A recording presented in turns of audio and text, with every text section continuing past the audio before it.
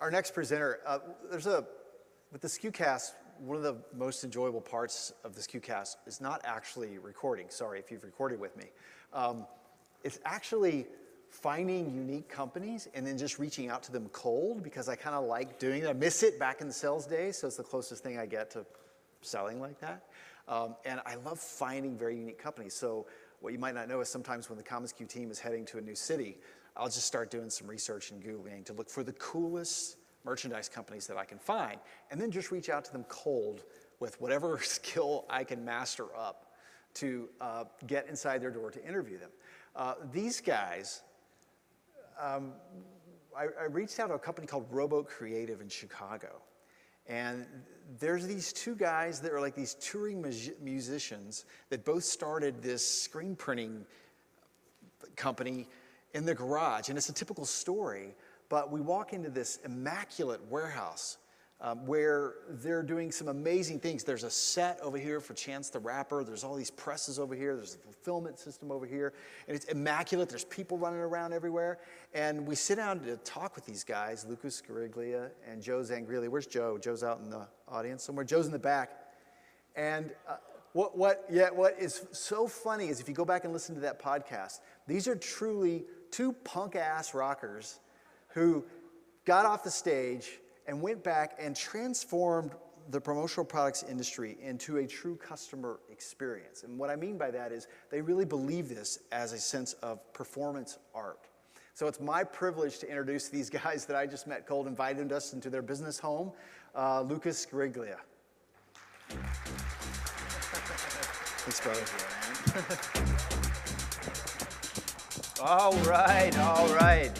You know that you love 90s Technotronic, so I always kind of start with that. But one, thank you for having me, obviously. Thank you to the commonsku people, Bobby and everybody that has kind of put this together. So a lot of information to kind of dig into, but I want to do kind of a rapid fire getting to know me, because the whole concept of this is really surrounding on our concept of building brand, ethos, a lot of the experience of what we've done. So rapid fire, there's going to be a lot of information, and obviously we can talk more on that. So we all have unique things about us that make us who we are, and whether we know kind of what we're doing, that we are our brand we are our own brand. And so all of those things that kind of create us uniquely, some things we're doing subconsciously, some things we are doing very intentionally. So just going to kind of jump off from there. So I am Lucas Guariglia. I'm a son, I'm a brother, I'm a CEO, I'm a business partner, I'm a musician, I'm all of those things. And all of those things that make me very, very unique, obviously, to my own brand that has now taken 37 years to build my own brand. So gonna jump right into it. So January 8th, 1983, what happens? Yep, this little bad whippersnapper. Born to two parents in Chicago, Illinois. Italian. Was a skater, was a surfer, was kind of a hard ass, but early on I realized that I could be whoever I wanted to be. Came from amazing parents that really kind of led me to believe that you can do whatever you want to do. So early days was into sports. I think a lot of my work ethic was built early on, kind of the sports training situation. Traditionally, I was involved in pretty much all the typical kid stuff. Even got to meet Borat at a young age. That is my dad. Just kidding. So something happens around 10 to 12 years old. And so I start my first business. First business was called Birdhouses by Boys. I literally went door to door selling birdhouses to anybody that I could. I had 3 different tiers. You could either pick a cedar, you could pick a mahogany, or you could pick the upsell, which was a weather treated. Beyond that, I would also upsell to basically, I would paint the entire birdhouse to the color scheme of your house. So early on, I really had no idea what I was doing. I was just kind of moving and shaking, and that was become, kind of who I am. So fast forward to 15, 16, I get involved in music. Band that I was in, we did a lot of touring. We had a lot of label stuff. We did the whole rock star thing. I played to biggest show, 7,000 people in Cincinnati. Couldn't see where the people ended. So, was just a very, very crucial time in my life creating who I was and who I've become at this point, but what was important was that all along I was really kind of honing in the skills of crafting what it is to market and what it is to create a concept of a brand. So 2006, the fine young half Filipino, half Italian gentleman that Mark just introduced, Joe, we started the company Rowboat Creative. We were both in the music industry, and so we were kind of both coming from this concept of understanding what marketing is. We were out in the streets, we were passing out flyers, we were doing anything that we could to basically get the word out. And some of those things we knew exactly what we were doing, but a lot of it we really didn't know what we were doing. So fast forward to a real quick moment, and there's a specific moment why I want to dig into this. So about 6 years ago, out of nowhere, my dad gets really sick. He's given a 3% chance to live. He's in ICU for 3 to 4 months. That really kind of shaped me as a person. I realized that I needed to be there. I needed to be strong for my family, but I also needed to step back and kind of understand what I was doing in terms of business, who I was as a person, and where I was going in life. Fortunately, he made it out. This is the last day that he was released from the hospital. He's a guitar player. He gave me all my chops in music. So, a very, very influential moment in my life. What happens a year later? I get a blood sickness out of nowhere that literally took me out for, again, 6 or 7 months. I ended up having 2 back-to-back open heart surgeries, brain surgery the next day. And the entire time, the thing that was important for me in kind of understanding who I was and how I was portraying that to everybody else is that I didn't lose my humor. I didn't lose anything that it was that made me me, because that's who I was kind of building as a brand. So luckily, obviously, I ended up making it through, or I would not be here explaining all of this.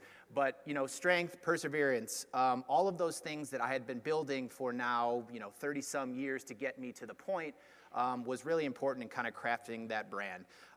This is a quick slide. This is from the day that the doctor finally gave me the okay to complete my 10th triathlon at that point. My mom still believes that I coaxed him into allowing me to do that, but what happens? I end up going, yeah. I win the entire triathlon and become an Olympic star. Just kidding. I competed it. That was my 10th triathlon. But again, just a really definitive moment in my life of just being able to push through and kind of take all of those things that have made me me, and kind of further kind of start to progress into who we were doing, or what I was doing in business as a brand. This is a picture of my dad and I. Just got married recently in September. Sorry, ladies and gentlemen. But so the reason that I went into all of that very specifically is because, so scientifically, when somebody tells you a story that is compassionate or heartwarming, your body releases a fancy substance called oxytocin. What this does is it releases all the warm, fuzzy feelings, and it draws you in. So as a brand, you're already doing all of these things. You're putting your voice out there. You're marketing however you want. You're giving people a sense of who you are without even really knowing how or what you are actually doing. So kind of a very specific thing of being able to do that. So hopefully now we're obviously a little bit closer. We understand, or you understand kind of who I am and where we're going. So the heart of this. So building brand buy-in, ethos, and experience. So when Bobby and I were talking about, what do we want to talk about? How do we want to do this? Very similar to kind of all of these speakers, I've done tons and tons of talking, and being able to speak about something that you're passionate about, one, I think is easy. You don't have to worry about it. You're not rattling off a bunch of statistics and all of that sort of stuff. So there's a lot of information here that I want to really dig into that I think everybody will be able to walk away from and hopefully take it, twist it, turn it into however you want to for you. So very quickly, this iconography, there's a story that is attached to this, so just to give everybody a little bit of street cred. So if you are in your neighborhood and you see these shoes, or any shoes, hung on a power line, traditionally this means that you can buy drugs in the area, or that gangbangers are in the area. But specifically, I just want you to realize, or just keep this mental note, because there's a story attached to it. So everybody knows Gandhi. When you think of Gandhi, you think of his iconography, this old guy with glasses, he's very nice, he teaches things, and he has sandals. But Gandhi is his own brand. So there's an old story, back in the day, he was going from town to town. He jumped on a train to go to the next town to teach them and do all his philosophy stuff. As he got on the train, one of his sandals fell off. Instead of jumping off the train to go get the other sandal, he took one sandal off and he threw it back towards the other sandal. There was another passenger on the train and they asked him, why did you do that? And so just keep that, we're gonna come back to this whole thing, but keep that story in your mind because there's a very specific thing that kind of ties into who Gandhi is, not knowing that he's a brand and trying to be a brand. So who we are, this is gonna be another quick crash course in just the company that Joe and I started. Rowboat Creative, started in 2006 in Chicago, literally in a basement. We now are in a 60,000 square foot facility. So a lot of the things I'm not going to go through because a lot of us are probably doing the same thing or a lot of the concepts, but a couple key points of this. So Rowboat Creative is determined to create and maintain a new model for what a print shop can be. I did a talk last summer and the founder of the talk, he kind of came up with this and he's like, you know, we see you in the industry, you guys are known and people are seeing you as being this kind of nimble and ambiguous company. You guys do a lot. You do volume screen printing, you do contract printing, you do all of these things, but you guys are constantly trying to take the concept of what everybody knows in this industry and flip it on its head. And that is a very specific thing that we do now, but that was just something that Joe and I have been doing for a lot of years just because that's what we've been doing. So again, a lot of information in here. I'll kind of gloss through a lot of it, but 60,000 square foot facility. We do a lot in the music industry. We do a lot with sports teams. We do a lot with marketing agencies. Screen printing, embroidery, sublimation, cut and sew. We do a lot in the experiential marketing kind of wing now that is something that has just kind of naturally progressed over the last couple years. I will flip forward to this. So this is kind of a crash course in just our history. As I said, Joe and I both started in the music industry. So you can see me on the left. That's from a wonderful Mesa Boogie endorsement. You can see Joe was in a band called Colonel Stem. And so we kind of came together just very organically. We were both the movers and shakers in our different bands. Again, we were out there in the streets. We were passing, flyers. We were doing everything that we could. We were hitting all the new social media, outlets at the time, whether that was MySpace. Instagram wasn't out yet. Facebook was still college-based. But we were doing all of these things and really kind of just honing in our skills. So 2008, we finally moved out of the basement into an actual facility, 1,500 square feet. And I want to point that out because it was a very specific move for us that was strategic. So every single growth phase that we've gone into has been very kind of calculated. A lot of personal reinvestment back into the business. We've never been at a point, we didn't come from big capital, we didn't come from other big corporations. It's just been two guys that literally have been kind of crafting it and figuring out the entire time. Still to this day, we operate the same way. We don't have big capital investors. If anybody's interested in buying the company, we will sell today for $500 million, manager special. 2010, we get our first employee. Extremely important to us because now all of a sudden, ooh, shit, we got to deal with somebody who has to be trained to kind of uphold the integrity of how we portray ourselves as a business, has to explain to people, or we have to explain to him how we kind of deal with things. So totally different atmosphere for us. This is the first office that we had, 3 desks. There is a hole that is in the door that I kicked in over some argument, probably with Joe. Probably still exists these days. But all of these things that we were doing, again, we're just trying to craft who we were, figuring out who we were in the industry. Are we going to be the big volume screen printers? Are we going to be the agency people? We had tons of contacts in the music industry. Are we going to go in that lane? We were dealing with schools. We were dealing with colleges. Are we going to go in that lane? So we were just kind of like trudging through and trying to figure out who we were, and it was just organically starting to happen. 2012, we start hitting really hard with a lot of the streetwear people. 2013, 14, we do a lot. Chance the Rapper releases his 3rd album, so any of you who've seen the iconic 3s, we did all of his merchandising, all that stuff that came out. We start doing a lot of editorial stuff that kind of comes naturally. So your impressions, Counselor, Advantages, all of those people that are in the industry, they start kind of starting to focus on us because we're doing things differently. Excuse me. Fast forward to 2016, the Chicago Cubs finally win the World Series. We get to do all of their long sleeves and t-shirts and a whole whirlwind for us kind of in the volume market. 2017, we are now in our current 60,000 square foot facility. So we've grown in size, but our attention to detail has never faltered. Very important because that is who we started to realize we are in the industry, that we are not going to be the cheapest. We are not going to be the most expensive, but we're going to do what we do, and we're going to do it the best that we can. If not, someone's going somewhere else. We had been doing it all along. So for all of the original time that we were just kind of lumping through this, we never had a chance to step back. Everybody here who's either entrepreneurs or started the company, you guys, everybody wears hats. The first thing you do, run right into the fire. We'll figure it out later. What happens next time? Run right in the fire. We'll figure it out later. So you don't have time to step back and realize that you've been doing all these things and a lot of really cool, tried and true, tested things. So I want to share a couple different things that are more traditional things that, one, everybody is able to do, some of the more non-traditional things that we've done. And again, take all of this with a grain of salt. Take it, cherry pick things that might work for your organization, might work for you as a business owner, and kind of spin it and make it your own thing. Editorial stuff, get involved, wearables, like I mentioned, all of those people, they're looking for people to help them with content. Get involved with them, get ahead of them, because that's great for you as a business. You're going to be out there, but it also helps them kind of create and push the industry forward. We really are kind of the new face of, not we as Rowboat Creative, but everybody in this room. We're trying to do things differently. So be proactive in that. It doesn't cost you anything. All of the traditional things.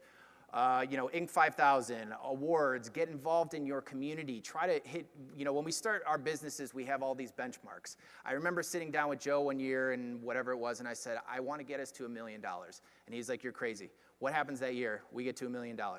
Come back next year, I want to get us to $2 million. What happens? We get to $2 million. So you start hitting all of these things that you start to realize that, like, okay, does that really mean anything? No, it doesn't mean shit. You could be a $500 million company and all your overhead is $499 million. So it looks great to tell everybody that, but they're good milestones, I think, to be able to focus on and also start to re-envision who you are as an actual brand and a company. Community, we're heavy into a lot of non-for-profits. We do a lot of job creation things. We've been recognized through the city for being able to do, kind of things outside of the traditional manufacturing area. We work with a lot of city programs that are helping kids get rid of the stigma that if you're not going to college, your life is over. A lot of these kids are coming out of, kind of underprivileged homes, and they come into our facility, and like Bobby said, when we moved in, the biggest thing for us was we want it clean, we want it bright, we want a completely different atmosphere than people thinking that this is manual labor. Yes, there's manual labor, there's manufacturing involved in it, but our thing was flip it on its head. Let's do it different. Let's try to celebrate, who we are creatively and give people an idea that, like, this is just a jumping off point. Family base, you can do all of this no matter what. Our big thing is now for our workforce is making sure that everybody understands that we want them to be there for the rest of life. Are they going to be there for the rest of life? Probably not. But at the same time, there's life outside of your companies. Everybody has problems. We try to be there as much as we can to just be normal people. We get it. Shit happens. You come in late, you're sick, it doesn't really matter. But that doesn't cost you anything. Be compassionate and be real people, because your people are what are needed to continue everything kind of moving. Focus internally. So 2019, we made it a main goal to kind of step back from the traditional, yes, we want to keep growing in sales, but we were going so quick. Every single year over year, we've gone this way, but we were doing the same thing that we're all falling victim to. I don't know, we'll fix it next year. We'll fix it next year. All our processes were shit. Everybody, we had like ass backwards Excel programs that were, no one knew where orders were going. We were doing it all. We were all making it happen, but everybody was going crazy. So 2019, we made a very distinct decision to step back, focus internally, focus on job progressions, focus on leadership. The people that are the layers in your business that are, putting out the fires for you, as opposed to just Joe and I on the front lines. We're still guilty of this, but really trying to focus on those sorts of things, because if you don't, it doesn't matter. You can be the biggest company in the world, but you're gonna go crazy. You're gonna end up leaving. Everybody else is gonna leave. So focus internally. Take the things that you're doing well, keep doing them. Take the things that you're doing like shit, get rid of them. Revamp them and try to figure out something else. So non-traditional. End of 2019, we do a big kind of keynote wrap. Let's look at 2019. Let's look forward to 2020. We just did this right before we kind of had holiday break. I just want to share, these are the re-envisioned core values that we have. But just for a specific reason, we're not just cherry picking the typical corporate things and saying, hey, let's do this, let's be nice, let's recycle, let's do all of these things. Because for us as a brand, the idea is to make sure, let's take what makes us unique and let's really kind of blow that out. Create cool shit, exit the box, celebrate odd. We're all in it together. All of these things, what we're trying to do is like push all of these on employees that, you know, half the time they're probably just sitting there bored that you're just rattling off all these nonsense things. But, you know, looking at things a little bit differently and trying to really take who you are and amplify that as a brand. So every Monday morning, we do Monday morning meetings, no matter what the day. What happens in that meeting is we look back. If there's any production stuff we need to focus on, if there's any celebrations that we need to do, if there's birthdays that are coming up. We do a really cool thing where if there is a good review and an employee is noticed in there, no questions asked, $10. I literally will read the entire review. I will take $10 cash out, give it to that employee. So all of these things that were happening in these Monday morning meetings, it was great, but it was just Joe and I that were basically just, you know, kind of rambling. You have the two dads that are just, you know, firing off all this information. Nobody wants to be there Monday morning early just to listen to all these things. So we kind of rolled it into this whole new concept of 5 minutes of power. So every single week, a new employee was given 5 minutes of power. You had 5 minutes to do whatever you wanted to do. You can stand there in silence. You can talk about something. You can bring in something. And it went over really well. And it was just a new version for us to kind of transfer the power and say, we're listening to what you want to do. That's who we are as a brand. We are all here as a family trying to lead to certain things. That steamrolled into this new concept of the adult show and tell. So employees basically were given kind of very loose parameters. Bring in whatever you want to do. This is something that is going to show the world outside, you know, via social media and Instagram, you know, kind of who we are, that we're celebrating creativity from the inside out, but also internally. We understand that there's life outside of this world. Let's show the amazing artists that we have inside. We have amazing musicians. We have amazing animators. So all of these things, again, like implement this. There's no proprietary stuff on this. Take it. It's something that has worked for us. A couple high level brands. Everybody knows who this is, Louis Vuitton. So a reason for bringing them up, they have done, such an amazing job at deciding who they are as a brand. They are here. They are never going to leave being here. They will never have sales. They do not wholesale. They don't have outlets. At the end of the year, every single year, if there is any leftover inventory, they take all that inventory to a location in Tennessee and they burn it all. And that's terrible for everybody to hear, especially when we think about carbon footprint and all of that. But Louis Vuitton doesn't give a shit because they're here, they're making zillions of dollars, but they're also here because that's where they want to be known. They're not going to become the liquidation brand. So, you know, just as an example, there's two other companies that I always kind of highlight too, but just as an example of a brand that, like, they've got their stuff down. They know who they are, they know who their personality is and where they want to be in the industry. So, handful of years, these amazing units come out. So what are these? I don't know if anybody's ever seen any of these. So they're EBS inkjet hand printers. They are traditionally used for printing on shipping containers. They're used for, literally, they print on anything. It is a water-based ink that literally is dry to the touch, 32-bit technology. So why do I bring this up? Everything that we are doing and have been doing as a brand is to think outside of the box. That's who we are, that's who we want to kind of, or that's the personality we want to project to the industry. So what happens? We start messing around with these things that traditionally are used for shipping containers. Let's bring it to what we know. We know apparel. Let's start messing around with it on apparel. Every time we talk to the company that are German-based, they are so confused by what we're doing and what we're talking about that they just say, no, you can't do that. And that's like, that's fine. We've been doing it for a long time. We'll just keep doing that. So 2017, we partnered with Bella Canvas. I don't know if any of you guys, I know a few of you that I've already spoken to saw us do this 2017 ISS. This is a quick little 1-minute video, and I'll continue kind of talking over it. But so we do an activation basically that has live customization, individualization as you are there and interacting with this. So why does it make sense for Bella Canvas? As you know, they're trying to step forward in the industry, and so at the time it was just kind of like a really good partnership that made sense for us. Got us out there in front of, you know, a whole different community of people that saw us, that we were doing different things. We had so many people asking us if we were selling these units there, which we weren't, and we probably should have. But, you know, just another example for us of like taking something that is traditional, flipping it on its head, trying to show who we are in the industry, that we are somebody who's just going to continue trying to push it forward, do things different. Goes right back, excuse me. into exit the box, one of our core values. So like I said, from the high level Louis Vuitton, Whole Foods and Patagonia, these to me are two paramount brands and companies that obviously know exactly what they're doing, but they have taken the concept of who they are and where they want to be in the industry, and they've done it extremely well. If you've ever talked to anybody that has ever worked at Whole Foods or Patagonia, they're lifers. They have amazing benefits. They care for their people. You look even like at a Zappos, those people, they're bought in. They're not going anywhere else. They're going to stand by that company, and they do great things. They're there for sustainability. They know their marketplace. They want to continue progressing, but they're also not worried about kind of who their competition is.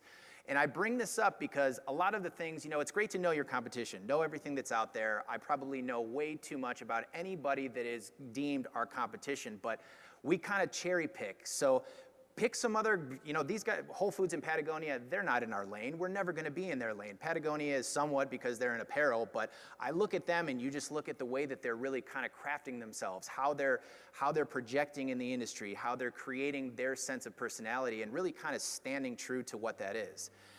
So Instagram, people love it, people hate it. Really interesting thing happens within probably the last year and a half. So you have your macro influencers, your Kardashians, Kanye West, and all these people with 7 million followers. Micro influencers, anyone from 0 to 10,000 followers is considered a micro influencer. So where do we land? We use social media, yes. Is it extremely important for us? No. Does it drive sales? Not really. The people that are kind of coming through Instagram are not really people that we want to be dealing with at all, but it's something that is just to be out there and to help the personality. So, check it out. Follow us on Instagram. You'll see everything that is there, and just content-wise. You can only do so much as a screen printing facility, as an embroidery thing. You can only show so many pictures of this really cool 8-color print over and over and over again. So micro-influencing, a lot of the heavy hitters that we work with, Adidas, Nike, all of those guys, they're starting to focus more on these micro-influencers because you get more touch points. You're able to get somebody on the phone. In Chicago we have Leo Burnett, that's this historical ad agency.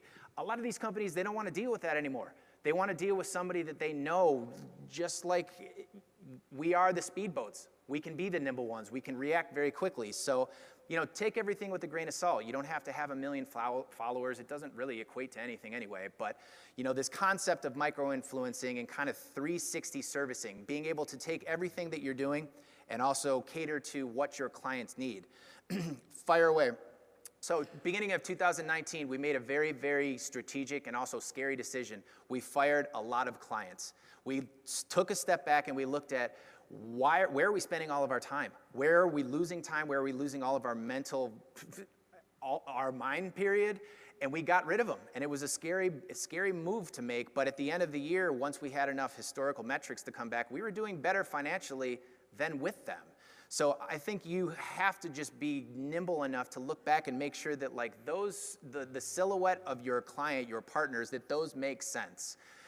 Never draw a hard line. You could argue this if you want. When I was in grad business school, people want to tell you traditionally, pick a lane, stay in it, figure it out. When we were first starting out, do we want to be in sportswear? Are we only doing sports t-shirts? Are we only working with colleges? For us, that wasn't us. We want to remain nimble. We like the ambiguous. Every time I talk to somebody, they're like, I look at you guys and you're doing something new every single time I turn around.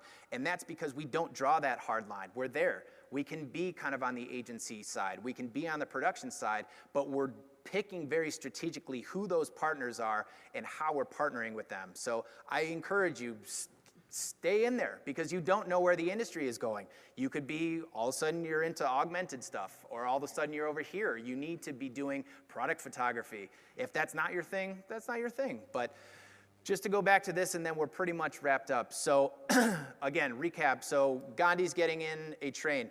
Sandal falls off, takes the other sandal off and throws it back. Passenger says, what the hell are you doing? You need your shoes. He did that specifically because he said, I want to make sure that the person who finds that one shoe, they're not going to be able to do anything with one shoe. I'm not going to be able to do anything with one shoe either. So he threw both shoes there so that basically there's a full pair of shoes to be able to work with. So what does that show? Commitment. Everything in terms of branding, everything in terms of marketing, commitment. you can't go half. Go big or go home. Values, knowing who you are as a partner, knowing who you are as a brand. Compassion, obviously compassion, he's throwing his shoes out for somebody else. Critical thinking, thinking differently. Nobody would have thought of that. You would have jumped out of the train and ran back after your shoes and tried to figure out how to get to the next train. But all of these things, I think in general, are just trying to figure out who you are as a brand. Ask questions, ask us, we're always here. You know, it's not like we don't take secret information, we don't have secret information. Everybody always kind of asks me, these are the last couple slides, what I'm reading. So as I mentioned, Patagonia, Let My People Go Surfing. It's from the founder of Patagonia, extremely amazing book.